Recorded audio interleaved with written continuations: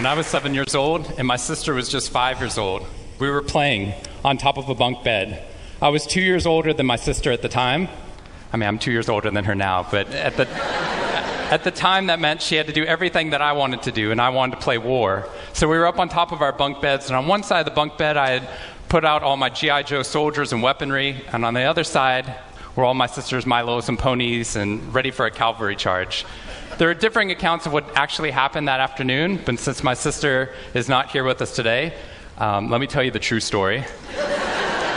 Which is my sister is a little bit on the clumsy side, and somehow, without any help or push from her older brother at all, suddenly Amy disappeared off of the top of the bunk bed and landed with this crash on the floor. And I nervously peered over the side of the bed to see what had befallen my fallen sister, and saw that she had landed painfully on her hands and knees on all fours on the ground.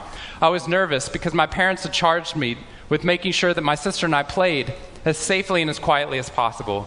And seeing as how I had accidentally broken Amy's arm just 1 week before,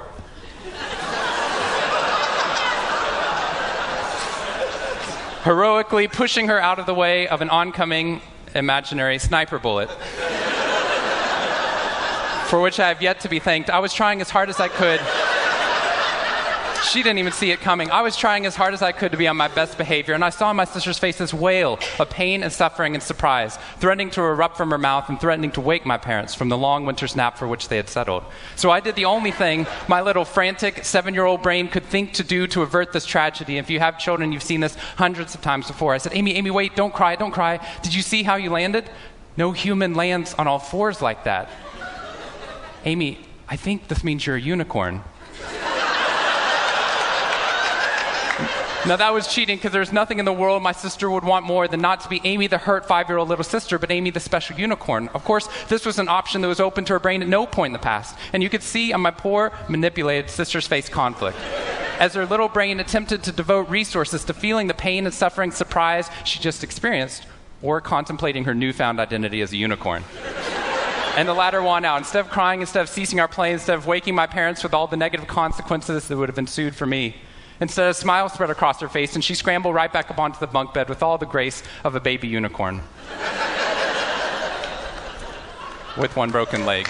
What we stumbled across at this tender age of just 5 and 7, we had no idea at the time, was something that was going to be at the vanguard of a scientific revolution occurring 2 decades later in the way that we look at the human brain. What we had stumbled across is something called positive psychology, which is the reason that I'm here today and the reason that I wake up every morning. When I first started talking about this research outside of academia, out with companies and schools, the very first thing they said to never do is to start your talk with a graph. The very first thing I wanted to do is start my talk with a graph. This graph looks boring, but this graph is the reason that I get excited and wake up every morning. And this graph doesn't even mean anything. It's fake data. What we found is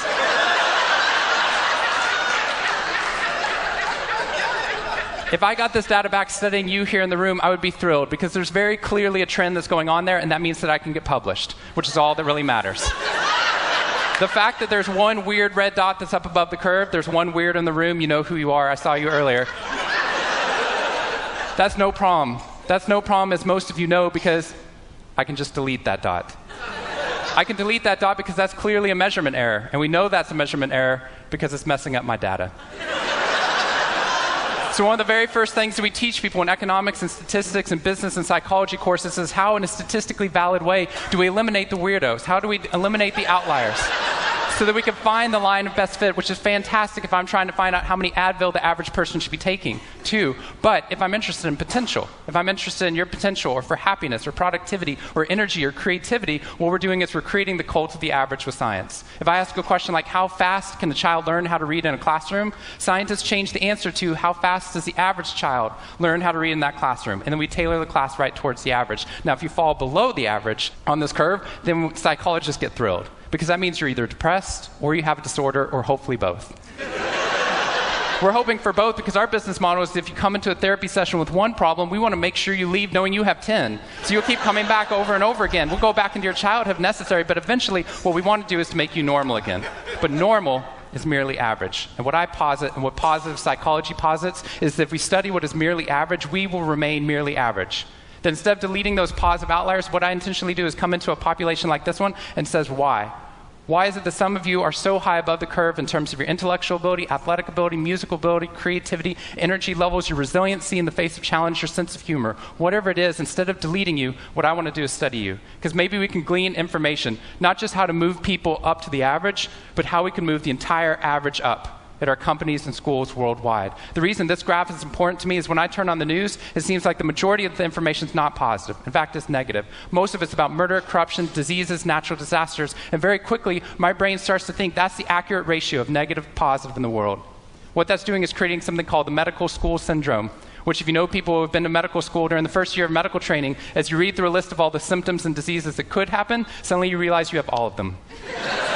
I have a brother-in-law named Bobo, which is a whole other story. Bobo married Amy the unicorn. Bobo called me on the phone from Yale Medical School. And Bobo said, "Shawn, I have leprosy." Which even at Yale is extraordinarily rare. But I had no idea how to console poor Bobo because he had just gotten over an entire week of menopause. See, what we're finding is not necessarily the reality that shapes us, but the lens through which your brain views the world that shapes your reality. And if we can change the lens, not only can we change your happiness, we can change every single educational and business outcome at the same time.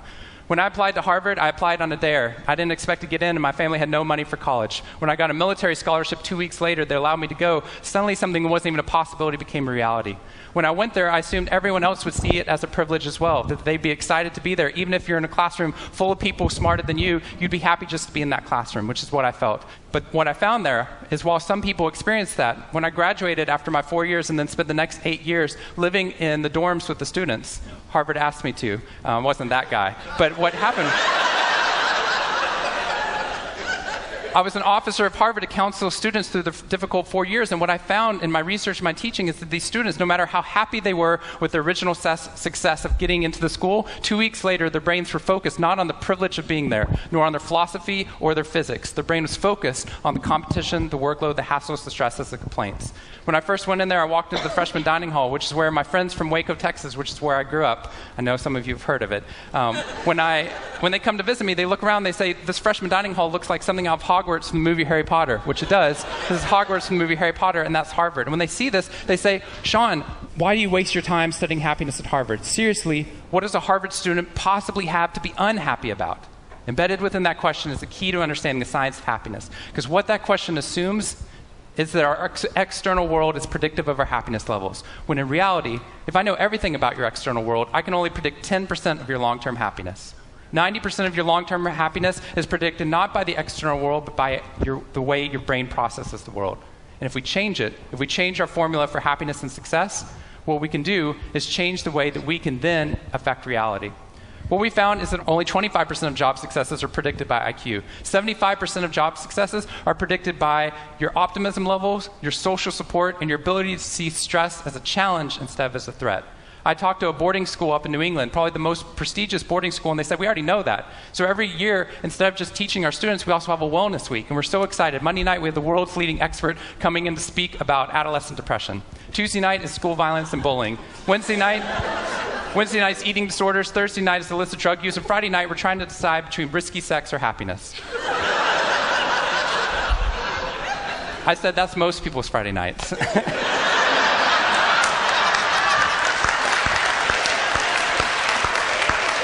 Which I'm glad you liked, but they did not like that at all. Silence on the phone. And into the silence, I said, "I'd be happy to speak at your school, but just so you know, that's not a wellness week. That's a sickness week."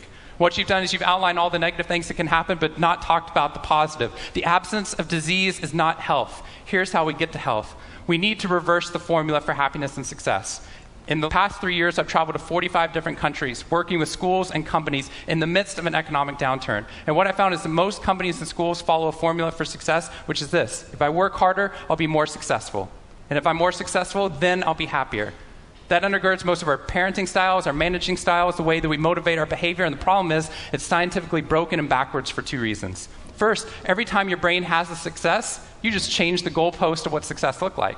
You got good grades, now you have to get better grades. You got into a good school, now you have to get a better school. You got a good job, now you have to get a better job. You hit your sales target, we're going to change your sales target. And if happiness is on the opposite side of success, your brain never gets there.